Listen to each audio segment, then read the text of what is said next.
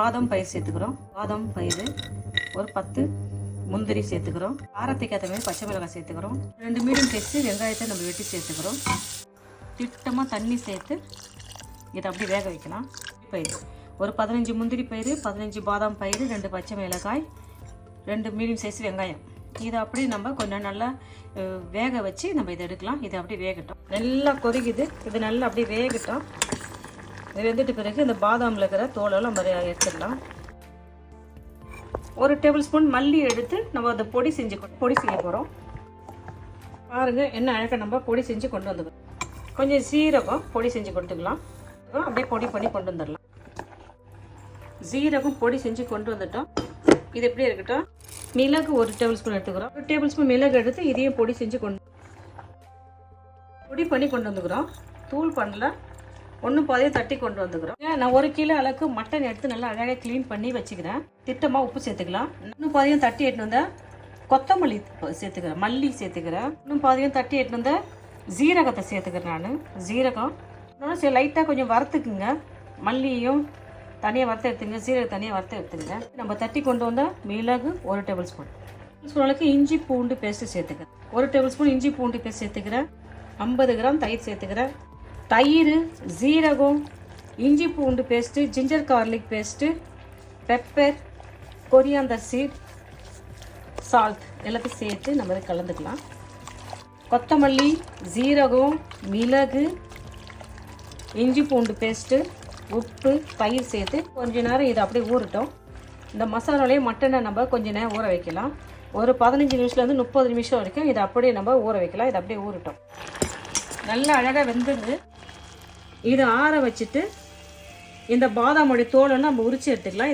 இது இருக்கிற இந்த பாதாமெல்லாம் நம்ம தோல் உரிச்சு எடுத்துக்கலாம். பாருங்க அழகாக அப்படியே கடலை உரிக்கிறமே. இந்த பாதாம் கொஞ்ச நேரம் வேக வச்சாலுமே தோல் அழகாக வந்துடும். பாருங்க இந்த பாதாம் தோல்லாம் உரிச்சிட்டோம். கொண்டு வந்துடலாம். இதெல்லாத்தையும் நம்ம ஒன்றா போட்டு அரைச்சி கொண்டு வரலாம். இதை அப்படியே நம்ம அரைச்சி கொண்டு வந்துடலாம்.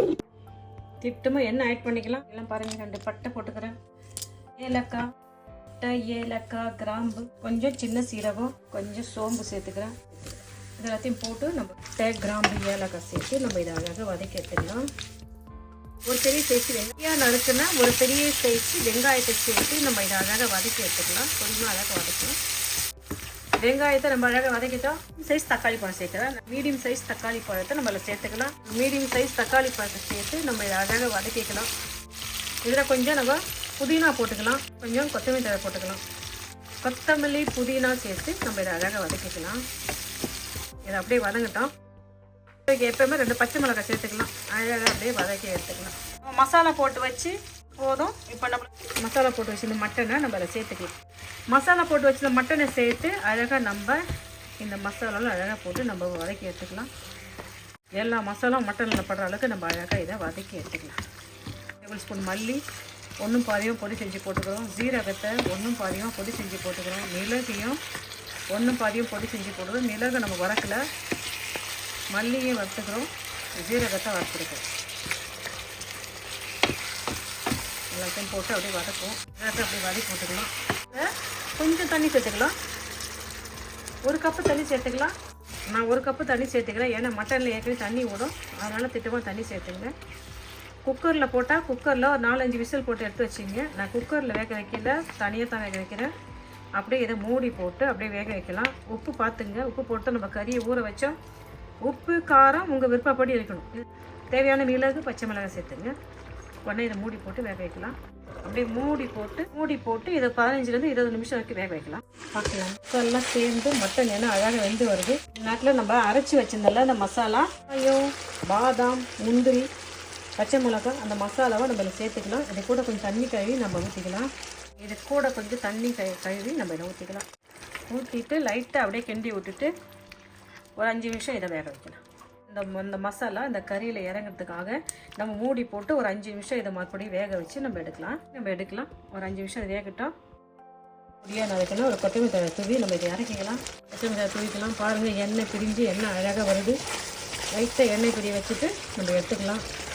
தண்ணி வந்து உங்கள் விருப்பப்படி சேர்த்துங்க. இது நல்லா இட்லி, தோசை, நானுக்கு, சப்பாத்திக்கு, இடியாப்பத்துக்கு சேர்த்த ஒரு சூப்பரான ஒரு மட்டன் கிரேவி நம்ம பண்ணியிருக்கோம். நம்ம சாப்பிட்டு பார்க்கலாமா?